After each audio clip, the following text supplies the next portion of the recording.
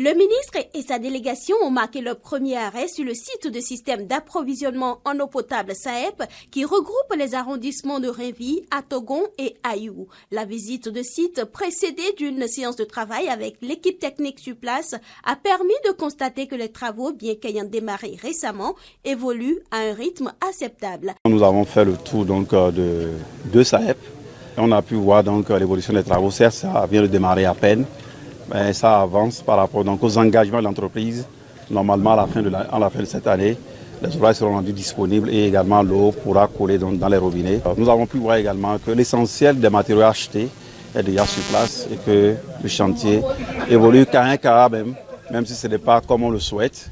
Et nous allons faire quand même une mise au point ensemble avec l'entreprise et l'agence de l'eau, qui est le maître d'ouvrage, pour pouvoir booster les travaux au niveau de ce SAEP-là que nous avons pu voir ensemble avec vous.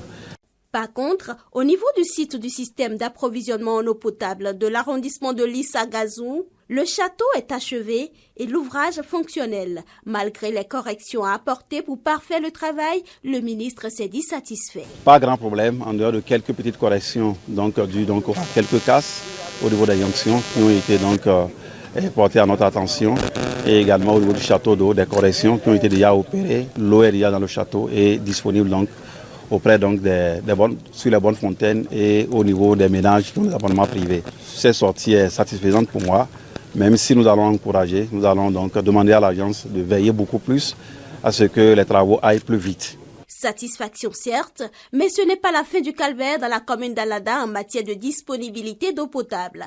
Nous ne pouvons pas parler de la fin du calvaire parce que toute la population n'a pas encore eu de l'eau. Il y a encore des endroits, mais non pas m'avoir la population de la commune d'Alada dit un grand merci à ce gouvernement. Maintenant, ce que la population aussi attend du gouvernement, c'est les endroits qui n'ont pas encore eu de l'eau. Ce sont ces endroits maintenant qui attendent aussi quelque chose du gouvernement.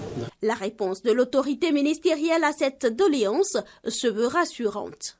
Tout est mis en œuvre pour que tout le monde puisse avoir de l'eau normalement à l'horizon 2026. Nous allons travailler avec l'agence pour voir là où les travaux n'ont pas encore démarré, comment les faire démarrer pour que dans les 2 ans qui restent, réellement que les chantiers puissent être achevés sur l'ensemble du territoire pour que les populations concernées puissent réellement avoir accès à l'eau potable qui est un bien indispensable pour la vie. C'est pourquoi on a l'habitude de dire que l'eau c'est la vie. Ici c'est de la vie qu'il s'agit.